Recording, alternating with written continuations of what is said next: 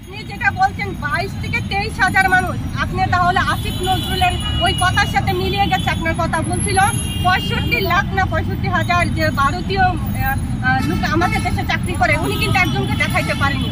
71-এর পরে এমন কোনো ঘটনা ঘটেছে কোনোদিন যে পুলিশকে মেরে রাস্তায় টানিয়ে রাখবে? কখনো কি আপনারা দেখেছেন? বলেন, আপনারা দেখেছেন? আমি আপনাদেরকে বলতে চাই, নেত্রী পালায়া যায় নাই। আপনারা এটা বলেন যে নেত্রীকে ষড়যন্ত্র করে তাড়িয়ে দেওয়া হয়েছে।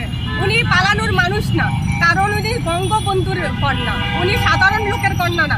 আমি যেমন বলতে পারি বুকের পাটা নিয়ে আমি একজন আর্মি অফিসারের মেয়ে, আমি আমার বাপের টাকা দিয়ে ঢাকা শহরে রাজার হালে চলি, ওই রকম উনি বঙ্গবন্ধুর মেয়ে, উনি সাধারণ লোকের মেয়ে না যে উনি পালিয়ে যাবে। উনি ষড়যন্ত্রের শিকার, আর ষড়যন্ত্রের শিকার আপনি জানেন, উনি জানেন, সে জানে, সবাই জানে, আমিও জানি। ভালোবাসার টানে এসেছি, ভালোবাসার টানে এসেছি 5 আগস্ট থেকে। যখন আমার কাছে মনে হয় যে এখন আসা উচিত, আমি বঙ্গবন্ধুর সৈনিক, আমি আমার মন থেকে ভালোবাসি। আমি একটা চকলেটও খাইনি, সরকারের কোনো টাকা আমি যে একটা চকলেটও খাইনি। কেন জানেন? কারণ আমি তো ভালোবাসি, আমি কোনো বিনিময়ে আসি নাই, আর আমি কোনো স্বার্থের জন্য আসি না। আপনারা বলতেছেন পালানো, অসম্মান করে কোনোদিন কাউকে নিয়ে কথা বলবেন না। কারণ কি জানেন? কাউকে ছোট করলে কেউ নিজে বড় হয়ে যায় না। এই যে বলতেছে যে দুর্নীতি করেছে, ফেসিস্ট, মানে অনেক বাজে বাজে মানে কথা বলছে, তারা অকৃতজ্ঞ। আমি মনে করি যারা অকৃতজ্ঞ তারাই মানে আমার নেত্রীকে নিয়ে বাজে কথা বলবে, যারা মানে অশিক্ষিত মূর্খ তারাই বাজে কথা বলবে। আমি এটাই মনে করি। এখানে এসছি এক প্লেট ভাতের জন্য জীবন দিতে হয়, সেই কথা বলার জন্য আসছি। কারণ এই যে বলার স্বাধীনতা আগেও ছিল, এখনো আছে বলে মনে করি, কিন্তু আসলে এখন নাই। তারপরে বলতে আসছি আজকে আমি। আপনি মনে করছেন বাক স্বাধীনতা হরণ করা হয়েছে? 100% হয়েছে, কারণ কেউ কথা বলতে পারছে না। কথা বলা মানেই যে তাকে পিটিয়ে হত্যা করা, কথা বলা মানে তাকে মানে একটু পানি খাওয়ার সুযোগ দিচ্ছে না। কথা বলা না বললেও তারা এই অবস্থা করছে, আর কথা বলা তো থাক দূরের কথা।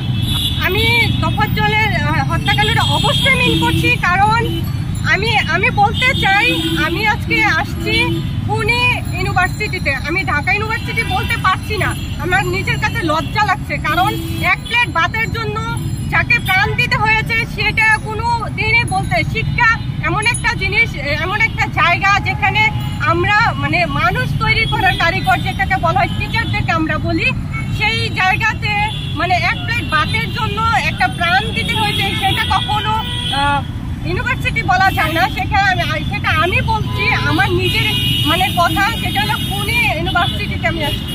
এটা অনেক ক্ষুদ্র, আমি অনেক বড় কিছু না। আমার পরিচয় আমি মিষ্টি সুভাষ, আমার পরিচয় আমি একজন মডেল, আমার পরিচয় আমি বঙ্গবন্ধুর সৈনিক। এটা বলতে আমি স্বাচ্ছন্দ্য বোধ করি, এটা বলতে আমার ভালো লাগে। আমি লালন করি, যিনি বাংলাদেশটাকে বিশ্বের দরবারে অনেক সুন্দরভাবে তুলে ধরেছিল। আর 20 বছর আগেও বাংলাদেশটাকে মানুষ এত সুন্দর করে চিনত না, যেটা আজকে কি 15 বছর উনি এই দেশটাকে যেইভাবে এগিয়ে নিয়ে গেছে, মেট্রো রেল কোনোদিন কেউ মানে কল্পনাও করে নাই। কিন্তু আমাদের কাছে মনে হচ্ছে স্বপ্নের মতো কিভাবে যেন মেট্রো রেল হয়ে গেল।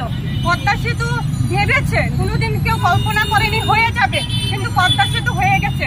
আর মানে আরো এরকম অনেক কিছু হয়েছে যেটা বললে কিন্তু আপনাদের মানে সবকিছু রিল যেটাকে বলা হয় ফুরিয়ে যাবে, এত উন্নত। আমি এত কিছু বলতে চাই না, আমি শুধু বলতে চাই সুন্দর একটা সোনার বাংলা ছিল, সোনার বাংলাকে ধ্বংসের বাংলাতে পরিণত হয়েছে আজকে, এটাই আমি বলতে চাই।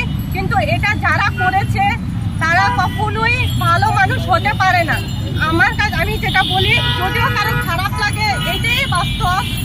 যখন 71-এর যুদ্ধ হচ্ছিল তখন কিন্তু রাজাকার ছিলেন, রাজার ছিল আমাদের দেশে, তো হাত মিলিয়ে কিন্তু অনেক খারাপ পালন করা হয়েছে। আসলে কি এটা কি করা উচিত হয়েছে?